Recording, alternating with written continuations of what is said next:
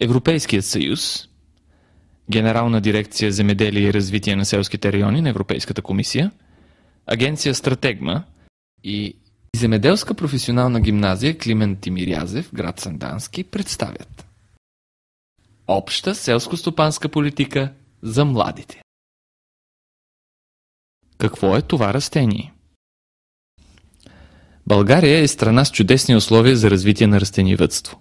Основните отглеждани култури включват пшеница, царевица и ечемик, слънчоглед и рапица, картофи, домати, краставици, лозя и тютюн. В нашата страна обаче виреят и много култури, които, макар и не толкова популярни, имат уникални свойства и характеристики. Същевременно Европейският съюз подкрепя традиционното отглеждане на овощни култури, отглеждането на маслодайна роза и билки и много други инициативи. Няколко ученици от професионалната гимназия по селско стопанство в Сандански се опитаха да разпознаят различни такива растения и да ни обяснят как биха могли да се използват те. Аз мисля, поне аз много пъти съм виждал и ми прилича на роза. Точно не знам за какво се използва розата. Аз знам за какво аз се използвам. Предимно за подаръци използвам розата най-вече. И според мен точно това е главното приложение. А иначе по принцип знам, че се извлича екстракта от роза за парфюм, доколкото знам също се прави. Сега не знам точно, мисля, че от червената роза, тая тук ми прилича на роза, но може би от всички рози, не знам, не съм сигурен. Казанлъшката роза се отглежда заради цветовете, които съдържат етерични масла и от които се произвежда известното по цял свят българско розово масло. В някои години цената на българското розово масло се доближава до цената на златото, откъдето идва и наименованието му течно злато. Освен масло, при преработката на розовия цвят се получава и розова вода, която се използва в парфюмерийната и хранителната промишленост. От розов цвят се правят сладко, ликьор и ракия. Преработените венчелищчета и плодовете от казанлъшката роза са богати на витамин С, а също така успешно могат да се използват за фураж на животните. Това е плод, който много хора не го обичат, защото има някакъв така... Да, точно. Няма хубав вкус, но в фармацевтичните компании се използва. Има много кремове като цяло и съм чувала от баба ми, че дилата много помага за кожата.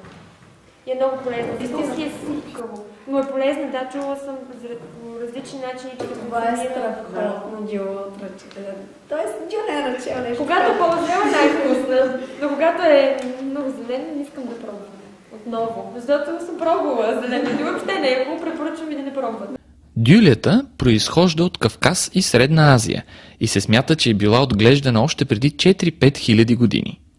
Тя е невисоко, хръстовидно дърво със сравнително слабо развита коренова система. Дълбочината на корените стига едва до 1 метър. Дюлята живее към 20-30 години, но при благоприятни условия достига и до 40. За прясна консумация дюлята има ограничено значение. Тя се употребява повече за домашна преработка и в консервната промишленост, главно за конфитюри, компоти, желета за добиване на пектин и други.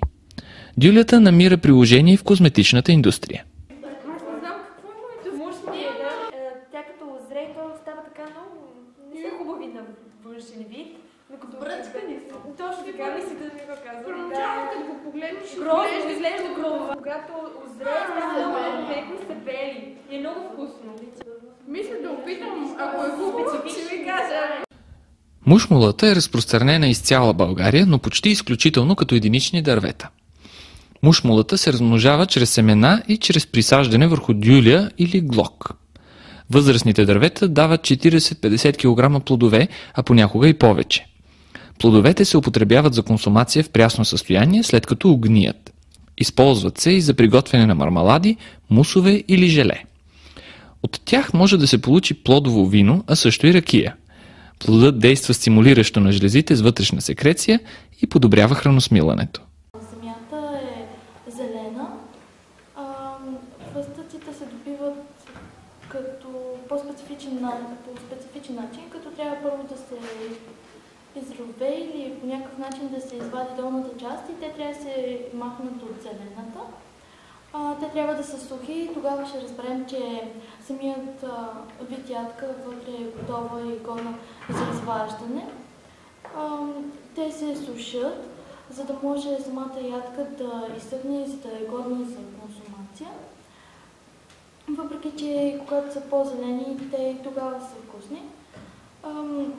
Използват се за различни неща, като фастъци най-често се използват за храна, като вид ядка или приготвянето на фастъчено масло, или както тук се произвежда трахун, който се прави точно от фастъци и е много сладко, като се разрежда с вода и се яде с хляб. После се приготвянето на различни неща, като вафли, шоколади, различни съчетания.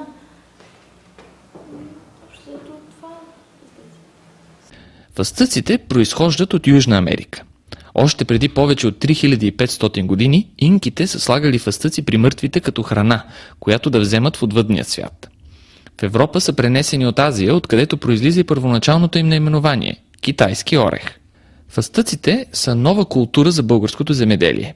Първите сведения се отнасят към 1896 година, но практическо значение тази култура има едва от 1930 година. В момента в цялата страна има не повече от 15 000 декара, като основните площи са в областта на град Садово. Като цяло, производството е съсредоточено главно в два региона – Пловдивски и Благоевградски. Моята стрела Смокиня расте в по-влажните територии, обича много слънцето и е летен плод. За родина на смокинята се смята Мала Азия. У нас тя е разпространена по Черноморското крайбрежие и в по-топлите места на Южна България. Плодовете на смокинята се употребяват за консумация в прясно и в сушено състояние. Зелените плодове се използват за приготовление на сладка и конфитюри. Плодовете се използват и за лечебни цели. Българската народна медицина препоръчва листата на смокинята против кашлица, стомашни и чревни болки. Любопитен факт е, че древните атлети са консумирали хляб, смокини и грозде с цел бързо покачване на килограми.